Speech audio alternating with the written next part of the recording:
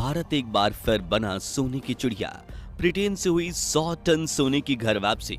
RBI ने भरे भारत के स्वर्ण भंडार। तीसरे विश्व युद्ध में देश की सुरक्षा के लिए सरकार का सीक्रेट प्लान तैयार।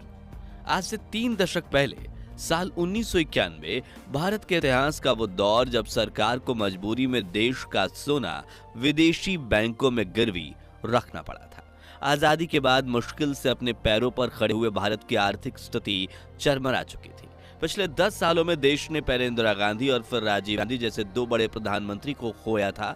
देश के पास सिर्फ 3 हफ्तों का विदेशी मुद्रा भंडार बचा था। कई देशों ने भारत को माल सामान देना बंद कर दिया था और भारत डिफॉल्टर होने की कगार पर था। देश में कंगाली थी, बदहाली थी और सरकार ने रहस्यमयी रूप से एक प्लेन में 47 टन सोना भरकर ब्रिटेन भेजा था ताकि उसके बदले देश चलाने के लिए कुछ पैसे मिल सके। लेकिन आज हमारा देश आर्थिक रूप से इतना समृद्ध हो चुका है कि विदेश से सोना वापस लाया जा रहा है। जी हाँ, भारत विदेश में बने अपने स्वर्ण भंडारों को खाली करके देश के स्वर्ण भंडार भर रहा है, जिसके लिए ब्रिटेन की बैंक ऑफ इंग्लैंड से 100 टन यानी कि 1 लाख किलो सोना भारत लाया गया है और अगले महीने और 100 टन सोना देश में वापस लाया जाएगा। तो इस वक्त भारत सरकार के पास आखिर कितना सोना है? रिजर्व बैंक ऑफ इंडिया में कितना सोना विदेशी लॉकर्स में रखा हुआ है और आखिर क्यों अचानक से सोने को वापस भारत लाया जा रहा है, जानेंगे इस वीडियो में। लेकिन अगर आप एक सच्चे भारतीय हैं तो जल्दी से वीडियो को लाइक करके कमेंट बॉक्स में जय भारत जरूर लिखिए। कहानी साल 1991 की है। पिछले 2 दशकों में देश में कई सरकारें बदली थी, जिसका सीधा असर भारत की आर्थिक स्थिति पर पड़ा था। अंतर्राष्ट्रीय एजेंसियों ने भारत की रेटिंग नीचे कर दी थी और देश किसी भी वक्त डिफॉल्टर होने की कगार पर था। इन मुश्किल हालातों में वित्त मंत्रालय में जॉइंट सेक्रेटरी वीईवी रेड्डी ने मौजूदा भारत सरकार को सोने की गिरवी रखने की सलाह दी। कुल मिलाकर 20,000 किलो सोने को गिरवी रखने पर सहमति बनी। इलेक्शन के माहौल के बीच ही फाइनेंस मिनिस्टर यशवंत सिन्हा ने सोने को गिरवी रखने के कागजात पर दस्तखत किए और 20 टन यानी 20,000 किलो सोना एयरप्लेन में चढ़ाकर स्विट्जरलैंड पहुंचाया गया, जहां यूबीएस बैंक ने इस सोने को गिरवी रखते हुए भारत को $200 मिलियन का कर्जा दिया। लेकिन इतने कम पैसों से भारत की आर्थिक स्थिति में कुछ सुधार नहीं आ पाया और कुछ महीने बाद सरकार का विदेशी मुद्रा भंडार एक बार फिर खाली होने लगा था। इस बीच जून 1991 में भारत के प्रधानमंत्री बने पीवी नरसिम्हा राव और उनके वित्त मंत्री यानी फाइनेंस मिनिस्टर थे डॉक्टर मनमोहन सिंह।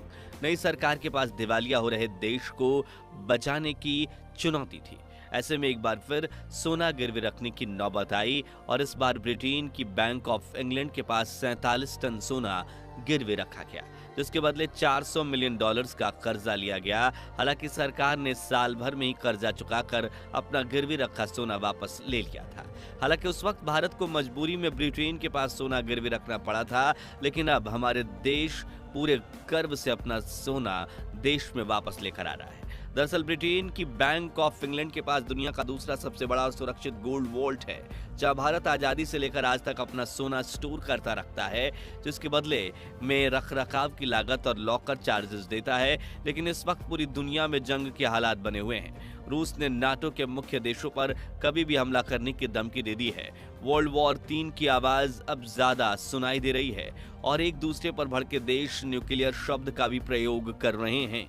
ऐसे में माना जा रहा है कि यूरोप अब ज्यादा सुरक्षित नहीं रहा, वहीं उसकी स्थिति आर्थिक चरमरा गई है। ऐसे में रिजर्व बैंक ऑफ इंडिया ने कई महीनों की बातचीत के बाद यह निर्णय लिया है कि हमें अपना सोना देश में वापस लाना पड़ेगा, जिसके तहत बैंक ऑफ इंग्लैंड ने 100 टन सोने के भारत वापस लाया है। अब सवाल आता है कि आखिर इतने ज्यादा सोने को लाया कैसे गया? तो ये काम उतना भी ज्यादा आसान नहीं था और ना ही 1-2 दिन का काम था। इस काम को पूरा करने में महीनों लग गए। साथ ही दोनों देशों के विभिन्न एजेंसियों की सहमति और क्लियरेंस की भी इसमें जरूरत पड़ी। तब कहीं जाकर ब्रिटेन से सोना रिजर्व बैंक की तिजोरी में पहुंच पाया। बता दें कि 100 टन सोने को भारत लाने के लिए महीनों की प्लानिंग की गई और फिर पूरे प्लान को एग्जीक्यूट किया गया। प्लानिंग में एग्जीक्यूशन में finance ministry, reserve bank of India और सरकार के अन्य विंग्स के साथ लोकल अथॉरिटीज भी शामिल रहीं।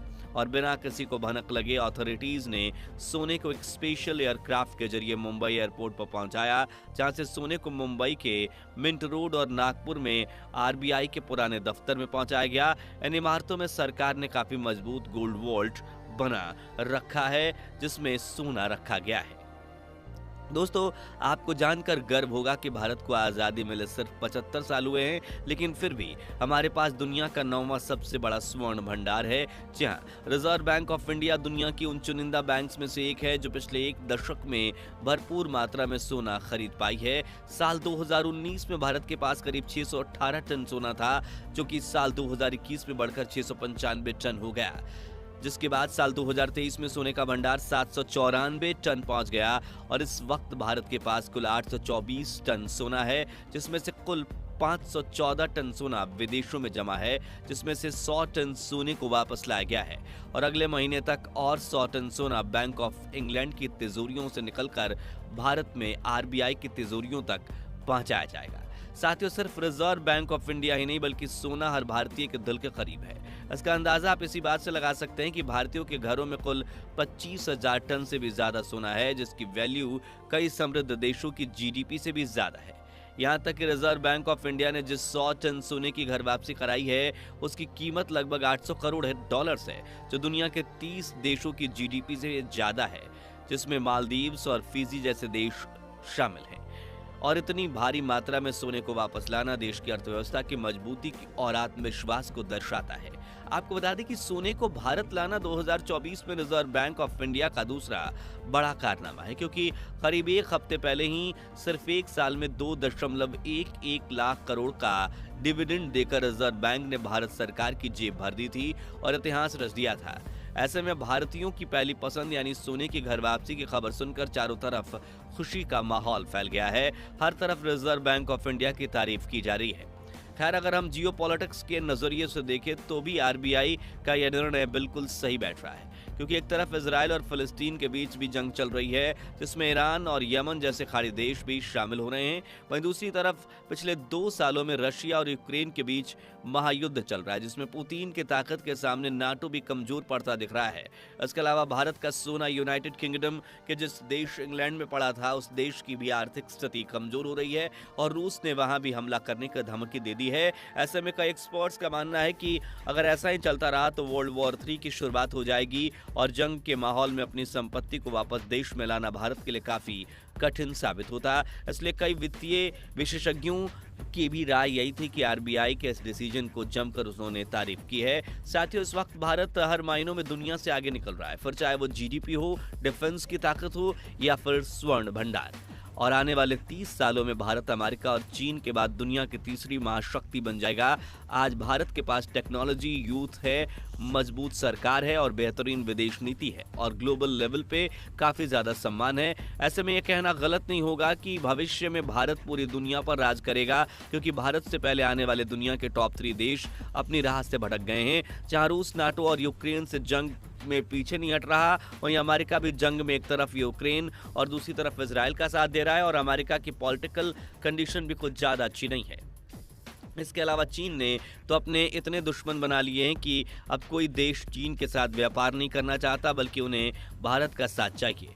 ऐसे में भारत के पास एक बार फिर सोने की चिड़िया बनने का स्वर्ण अवसर है। तो दोस्तों, अगर आपको भी आर्थिक मुद्दों में भारत सरकार और रिजर्व बैंक ऑफ इंडिया के काम करने का तरीका पसंद है तो कमेंट बॉक्स में यस के साथ थम्स अप वाला इमोजी जरूर भेज दीजिए। जानकारी पसंद आई हो तो थम्स अप वाला इमोजी के साथ हमारे चैनल को लाइक और शेयर कर दीजिए और ऐसी ही दिलचस्प खबरों के लिए चैनल को सब्सक्राइब करके पास वाली घंटी जरूर बजा दीजिए। जय हिंद, जय भारत।